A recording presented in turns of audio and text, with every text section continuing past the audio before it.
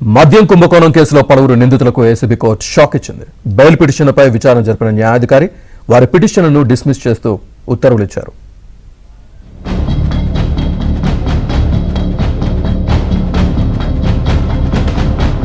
Liquor scam నిందితులకు ACB కోర్టులో ఊరట లభించలేదు. పలు బెయిల్ పిటిషన్లను డిస్మిస్ చేస్తూ న్యాయాధికారి ఉత్తర్వులు జారీ చేశారు.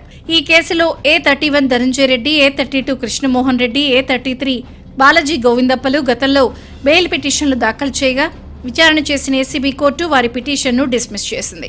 లిక్కర్ కేసులో తనకు బెయిల్ ఇవ్వాలంటూ ఇటీవల మిథున్ రెడ్డితో పాటు మరో ముగ్గురు పిటిషన్ దాఖలు చేశారు. దీనిపై ఇరు వర్గాల న్యాయవాదులు న్యాయాధికారి భాస్కర్ రావు ముందు వాదనలు వినిపించారు. ప్రాసిక్యూషన్ తరపున వాదనలు వినిపిస్తూ మిథున్ రెడ్డి ఈ కేసులో చాలా కీలకంగా ఉన్నారని, బిగ్ బాస్ తో మంతనాలు చేస్తూ డబ్బులు రవాణా చేయడంలో ఆయనే అన్ని నడిపారని వాదించారు. A1 గా ఉన్న కసిరెడ్డితో కూడా అనేకసార్లు భేటీ అయ్యారని వాదనలో వినిపించారు.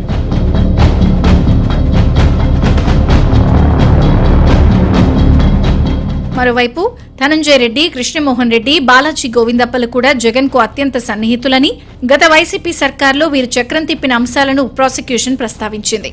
అయితే నిందితుల తరపున న్యాయవాదులు మాత్రం ఎప్పట్లాగానే ఇదంతా రాజకీయ కుట్రతో పెట్టారని, అసలు సాక్ష్యాలు లేవని, కేవలం స్టేట్మెంట్ల ఆధారంగా కేసులు నమోదు చేసి అరెస్ట్ చేశారని వాదించారు. విచారణకు సహకరిస్తానని, బెయిల్ మంజూరు చేయాలని కోర్టుకు విన్నవించారు.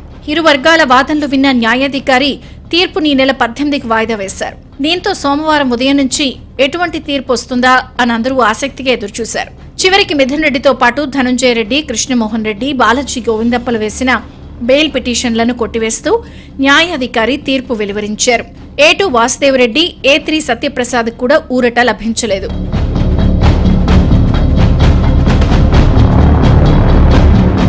ఇటీవల జరిగిన వాదనలో అప్రూవర్లుగా మారారని, విచారణకు సహకరిస్తారని వీరి తరపు న్యాయవాదులు వాదనలు వినిపించారు.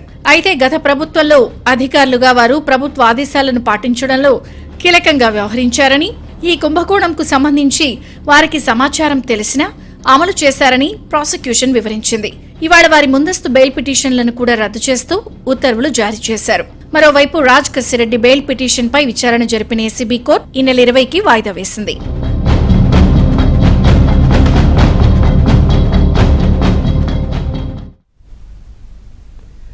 ఏపీ ప్రభుత్వం కొత్త బార్ పాలసీ నిర్ణయం తీసుకుంది. ఇందుకు సంబంధించి ఎక్సైజ్ కమిషనర్ నిశాంత్ కుమార్ కీలక ప్రకటన చేశారు. రాష్ట్ర వ్యాప్తంగా 840 బార్లున్నాయని, 10% కల్లుగీత కులస్తులకు కేటాయిస్తామని తెలిపారు. కొత్తవారు ఈ వ్యాపారంలోకి రావడానికి కొన్ని మార్పులు చేశామని వివరించారు. గతంలో బార్ లైసెన్స్ పొందాలంటే రెస్టారెంట్ లైసెన్స్ ముందే ఉండాలని, ఈసారి ఈ నిబంధన సడలించామని చెప్పుకొచ్చారు. సీలియంట్ ఫీచర్స్ గురించి చెప్తే 840 నంబర్ ఆఫ్ బార్స్ రాష్ట్ర వ్యాప్తంగా ఫిక్స్ చేయడం జరిగింది. 840 that has been fixed. Last పాలసీలో ఉన్న సేమ్ నంబర్స్ని మెయింటైన్ చేయడం జరిగింది. ఇది కాకుండా మన A4 షాప్స్, రిటైల్ షాప్స్లో చేసినట్టుగా ఇక్కడ కూడా 10% అదనంగా over and above 840 bars have been reserved for గీత కులాలు. సో బీసీ వెల్ఫేర్ డిపార్ట్మెంట్ ఇచ్చిన ఇన్ఫర్మేషన్ మటుకు some caste which are engage in toddy tapping as traditional occupation. So social justice paranga వాళ్ళ ఎకానమిక్ ఎంపవర్మెంట్ ఉద్దేశంతో 10% bars over and above 840 reserve చేయడం జరిగింది. దానికి licence fee 50% of open category bars ఉంటుందని government తెలియపరిచింది.